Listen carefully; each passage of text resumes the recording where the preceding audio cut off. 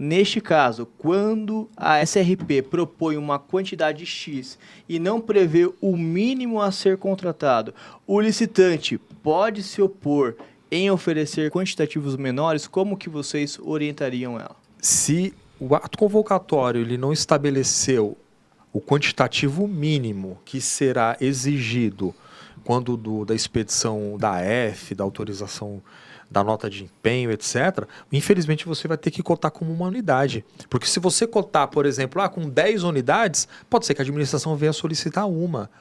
Então isso é muito ruim, esse edital ele tem que ser impugnado ou esclarecido, porque você fica numa insegurança jurídica horrorosa.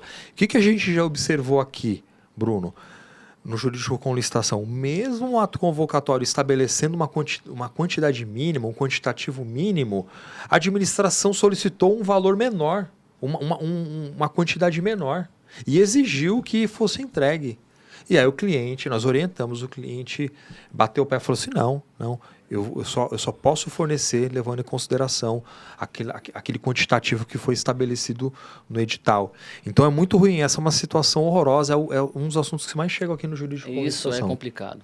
Eu quero até complementar, porque ela faz um questionamento que é o que o Anielo falou. Chega recorrentemente aqui no jurídico, isso há anos, né? O cenário não muda. Porque é muito comum não ter especificação de quantidade mínima e diversas vezes já viu o órgão às vezes pedindo uma unidade em que o custo de logística acaba sendo até maior do que a entrega do produto. E o que eu tenho a deixar aqui como dica é que você avalie antes de participar dessa licitação. Porque, como o Anielo falou, gera uma insegurança jurídica. O que é isso? Você está no risco. Porque se a administração pública ela te solicitar um único item, juridicamente, dá para defender que é desarrazoado, é desproporcional e que você vai trazer um prejuízo sem uma justificativa plausível para o fornecedor. Agora, para reverter isso, você pode apresentar uma peça lá, uma petição administrativa mostrando as suas razões de fato e de direito, demonstrando que ela não pode solicitar quantitativos mínimos que te obriguem a ter prejuízo, mas se ela não aceitar, você vai ter que recorrer aos órgãos de controle, você vai ter que recorrer ao judiciário e muitas vezes é mais fácil suportar o prejuízo do que avançar para que você tenha o seu direito reconhecido. Então, analise muito bem qual é o órgão que você está se relacionando para ver se o risco compensa.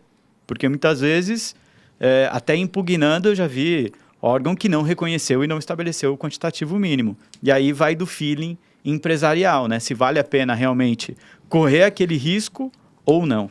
A administração pública ela sempre vai valer daquela velha máxima, né? Nós não somos obrigados a contratar tudo que está na ata. Então, ela sempre vai dizer isso. Ela sempre vai dizer isso. Por isso a importância, que nem o professor Nelo disse, de avaliar isso de forma prévia. Se vai valer a pena você correr aquele risco ou não. Isso é importante. A primeira coisa que deve ser feito é verificar no edital se há quantitativo mínimo. Se não tiver quantitativo mínimo, é o risco a pessoa entrar, né? Avalie bem. Avalie bem. E nesse cenário é importante avaliar também sobre os dois aspectos, né? Porque ele pode solicitar e ele pode solicitar metade ou tudo, porque a gente já viu casos que chegam no jurídico que, embora a contratação seja por registro de preço, o órgão solicitou quase que a totalidade. E era uma ata de um valor, assim, estratosférico. E a empresa não tinha condições de atender, porque ela participou achando que ele ia fornecer de forma parcelada. E o órgão, ele cortou tudo já de uma única vez. Então, isso pode tanto impossibilitar, seja pelo uso do quantitativo mínimo, ou seja, porque o órgão solicitou um quantitativo que a empresa não tem condições de atender. Isso aí. Isso é ruim, porque isso causa uma fuga de fornecedores, né? Sim. A empresa já vai saber ali, já sabe que o órgão não contrata tudo. Então, isso aí é ruim. Para ambas as partes, né?